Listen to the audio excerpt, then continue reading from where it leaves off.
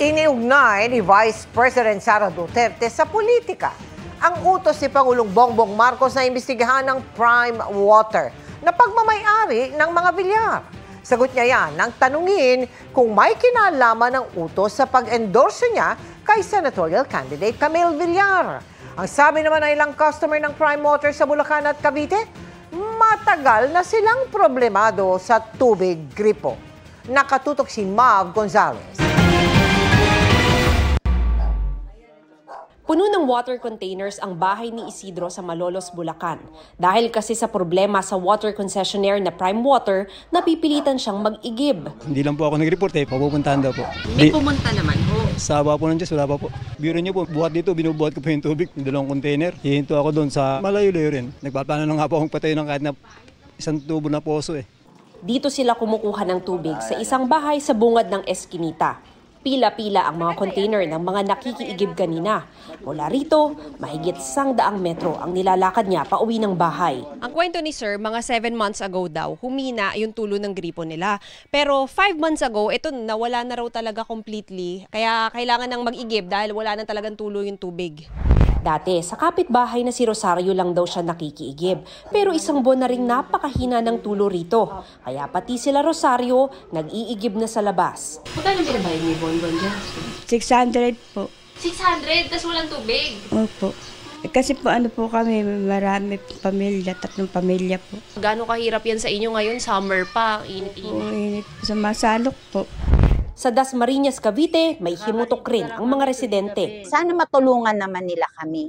Kasi hirap na hirap po kami. Sobra. Ang hinahanap ngayon ng tao, yung makaalwan ng pakiramdam. Pero hindi nangyayari. Problema dumagdag ang bill, dire-diretso naman talaga ang bill doon Pero wala ka man lang makitang magandang pamamarana para magtaksid ang mga consumer. Dahil sa mga reklamo ng customers, papaimbestigahan ni Pangulong Bongbong Marcos ang Prime Water na pagmamay-ari ng pamilya Villar. Mula nang pumutok ang issue, hinihinga na namin ng pahayag ang Prime Water pero wala pa itong pahayag. Pinuntahan namin ang opisina ng Prime Water sa Malolos pero walang mga opisyal dahil holiday. Patuloy ang aming pagsisikap na makuha ang panig ng kumpanya na pagmamay-ari ng pamilya Villar. Ay nabibilangan ni Representative Camille Villar na kabilang sa senatorial slate ng administrasyon.